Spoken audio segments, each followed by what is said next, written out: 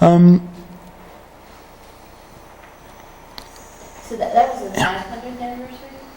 It's approximately 500 years since Islam became a Lithuanian religion, but it was 300 years. People, refugees from other areas? They were refugees from this place called Kazan.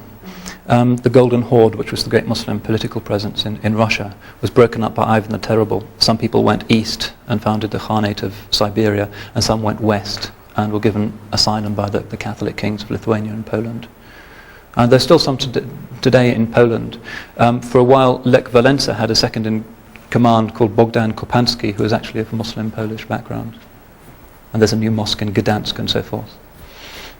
Why would Lithuania be autonomous at this time? Well, yeah, that's a good question. I think it was partly because the Muslims weren't very numerous and weren't seen as any kind of threat, and also because they were refugees from the great Catholic rival to the east, namely the wicked Orthodox, and the Catholic kings of Poland and Lithuania were traditionally very hostile to Russia, often for good reasons, and so they were seen as allies. But they were accepted into the inner circle of the Polish court. For instance, traditionally the postal messengers of the Polish royal family were always Muslims, and Tatars, because they were great horse riders.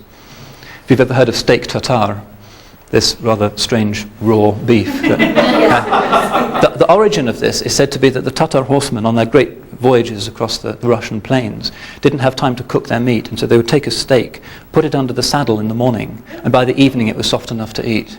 And that's said to be the origin of steak Tatar. What it actually tasted like depends on how often they gave the horse a bath, I suppose.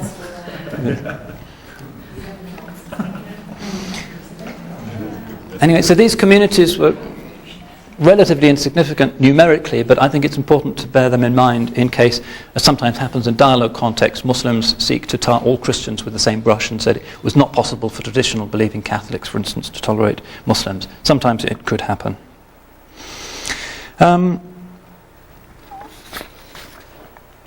What about the contemporary situation? Present-day dialogue between the three Abrahamic faiths. Well, I mentioned earlier that since 1948, serious conversations between Muslims and Jews have been stalled until there is a final just resolution of the still lamentable situation in the Holy Land. Although there are contexts where there is dialogue between Muslims and Jews, and I myself have participated in them. For instance, in Oxford, we meet twice a year at the house of the Bishop of Oxford. He presides, and there are rabbis there, Muslims such as myself, Christian theologians. And one of the most consistent things to come out of these encounters, which go on all day, is that the Muslims and the Jews almost always agree with each other on theological questions. And there are one or two things that we can't agree on, but generally there's a remarkable consensus. And it's the Christians, because of the Trinitarian view of God, that seem to be out on a limb. So I mentioned this to show that there can be, and there should be, serious conviviality and discussion between Muslims and Jews, but it's not as frequent as it ought to be. Christian thinkers nowadays have in large part outgrown the medieval polemic. In the mid-19th century, the great sort of quasi-Christian Victorian philosopher Carlyle gave a speech in London attended by people like Mrs. Gaskell and John Stuart Mill and the intellectual establishment. And he gave the speech on the subject of the prophet as hero. And he showed the Prophet Muhammad as a heroic figure, as an alternative model of human perfection. Although he had some criticisms to make of the Quran, nonetheless, since Carlyle's time, it has not been intellectually respectable in the West really to demonize the founder of Islam, as traditionally was the case. Even in the 20th century, we find some Christian theologians of a reactionary bent, including perhaps the best known of all, Karl Barth. Harking back to the old days, Barth, for instance, once famously remarked that the God of Muhammad is an idol like all other idols. Nonetheless, this is being left behind, and palpably there has been a revolution. But the key question in dialogue is always the status of the Prophet Muhammad. The Old Testament prophets, Muslims and Christians can largely agree about them.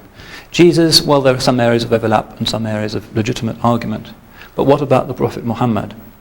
And a major question that's being asked among Christians is it possible to fit Muhammad into the divine pattern of salvation without dislodging the centrality of the Christ event, of the crucifixion? How can that work? Some Christian theologians have very bravely stated that yes, indeed, Muhammad was a prophet. One of the best known of these is the Edinburgh historian William Montgomery Watt, who has a 2-volume biography of the prophet. He says, for instance, in 1991, there are grounds for holding that God was behind the appearance of Islam in order to bring something better to the people. In other words, Islam came into being not through human planning, but by a divine initiative. Particularly significant for Montgomery Watt because he remains a committed Christian. He's actually an ordained minister in the Church of Scotland. So this now seems to be possible, although there's been quite a lot of criticism from more conservative figures saying that if you accept Muhammad as a prophet, then surely you have to accept in some way the entailment of what he taught.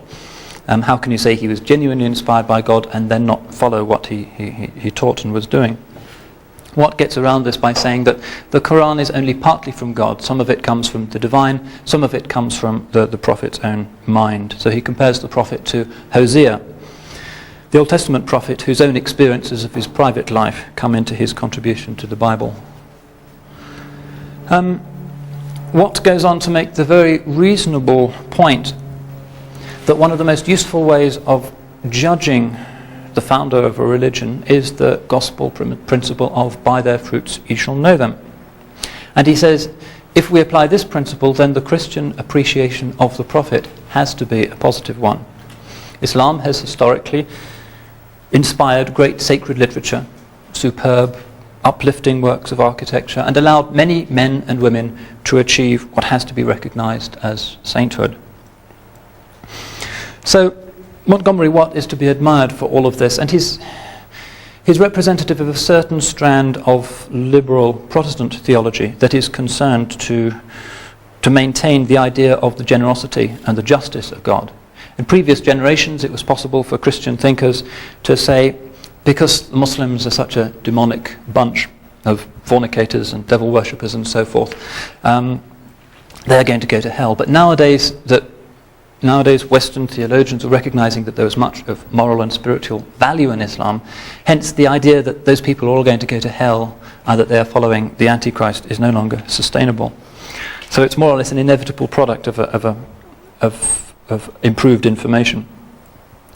On the Catholic side, things have been more cautious but more systematic, as perhaps one would expect.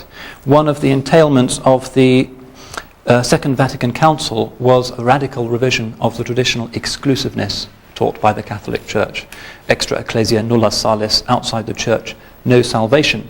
This is no longer accepted, and a papal encyclical called Nostra Aetate, which came in the aftermath of the Second Vatican Council, said explicitly that Muslims, like Christians, can hope for salvation.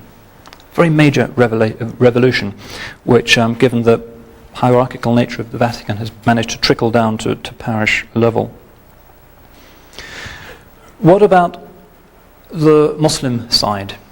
Well, in a sense, Islam has less to amend here, because the traditional polemic against Christianity in Islam was less sharp than the Christian polemic against Islam.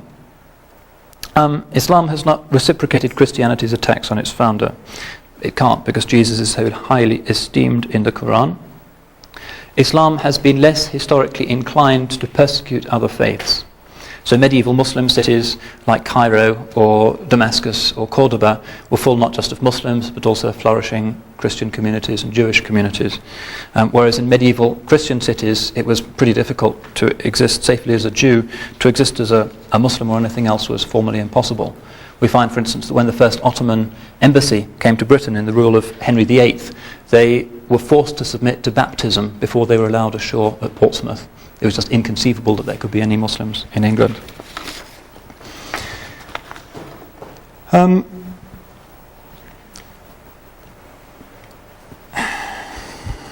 There's another point here, which is that historically Christianity has wished to dissociate itself from earthly politics. Islam famously involves itself in earthly politics. What are the implications of this for dialogue? Can there be a common ground? There are a number of Muslim thinkers, most recently somebody called Shabir Akhtar, who's a British Asian Muslim, who have proposed, perhaps ironically or whimsically, that the Muslim conquests of the Christian world were actually a blessing for Christianity. Why does he say this? Well, he said in the Byzantine Empire, the various Christian minorities were always fighting each other and being persecuted by the state. As soon as the Muslims arrived on the scene, that persecution ended, so they should have welcomed the thing, and that the most appropriate rulers for traditional Christians are in fact Muslims. And it's true that we find that the monasteries immediately are no longer centres of political intrigue, as they had been under the Byzantines, and could get on with their more important purpose of nurturing human souls in imitation of Christ. Good example of this, perhaps the most visually spectacular manifestation of Christian monastic piety is Mount Athos, which is a promontory off the north coast of Greece. And this superb summit of Eastern Christian spirituality, which produced such spiritual movements within orthodoxy as the Hesychast movement, has about 20 monasteries, still very much flourishing. Under Byzantine rule, the abbots were constantly complaining that they were being drawn into factional infighting in the various imperial disputes in Constantinople, different monasteries supporting different contenders for the throne. In the 14th century it was ravaged. Many of the monasteries were actually burnt by Catalan mercenaries who'd been brought in by one of the claimants to the throne. When the Ottoman Turks, the Muslims, arrived in 1420 and captured the Holy Mountain, immediately it found peace, and it became the non-political backwater it had always tried to be. New monasteries were constructed under Muslim rule. The art of icon painting was resuscitated. Sultan Selim I, in fact, generously re-endowed one of the monasteries, and if you go to the monastery of St. Panteleimon today in Mount Athos, you'll see the interesting spectacle of Greek monks actually offering up prayers for the soul of Sultan Selim for having done this. So for 5 centuries of Muslim rule, the Holy Mountain lived in peace until 1912, when the Greek army finally overrun it and the Ottomans left. And just to close off this discussion of the traditional position of Christians under Muslim rule, I've got a quote which is not sufficiently widely known, which comes from the last Turkish governor of Mount Athos. He was sitting in his little konak, his little governor's house on the mountain. Not a very popular position for the Ottoman bureaucracy, because no women allowed on Mount Athos. Not even female animals are allowed there. That's been the rule ever since the Virgin Mary went there, supposedly in the 1st century. So he had to sit there and just rule. And we have this account from a French journalist who was there interviewing him, and he was sitting there puffing on his Turkish pipe, waiting serenely for the Greek police to come along and arrest him. He gave a very interesting interview, and I've translated a little bit of it, which perhaps somebody could read. Do you want to have a go? Okay. This is what he said to the journalist. Look around you. Look at these thousands of monks. Visit their monasteries. Question them yourself. Of what, in reality, can they complain? Have we touched their rules? Have we violated their property? Have we forbidden their pilgrimages? Have we altered even a little of their secular constitution? What race, I ask you, what conqueror could have treated these people with greater humanity, greater moderation, greater religious tolerance? Under our law, they have remained no less free, indeed freer, than under the Byzantine emperors. And they have not had to endure under our domination 100th part of the vexations you have imposed on your monks in France. Allez, monsieur, we will regret our past. Greeks, Russians, Serbs, Romanians, Bulgars, all these monks eat each other like poison. They are bound together only by their common loathing of Islam. When we are no longer there, they will tear each other to pieces. So that was the Muslim perception of their role, particularly in the Balkans. These Christians will be at each other's throats if it weren't for the generous, tolerant Muslims holding the show together, rather as the British perceived their role to be in India. Incidentally, I should correct what I said earlier. One woman is known to have visited Mount Athos in the past 2,000 years. She was an enterprising French journalist who went there in the 1880s, and in order to carry off her disguise as a man successfully, she had her breast surgically removed before she went. And she wrote an account of the Holy Mountain, which is in the libraries you can look at if you like. But the rule today is still no women.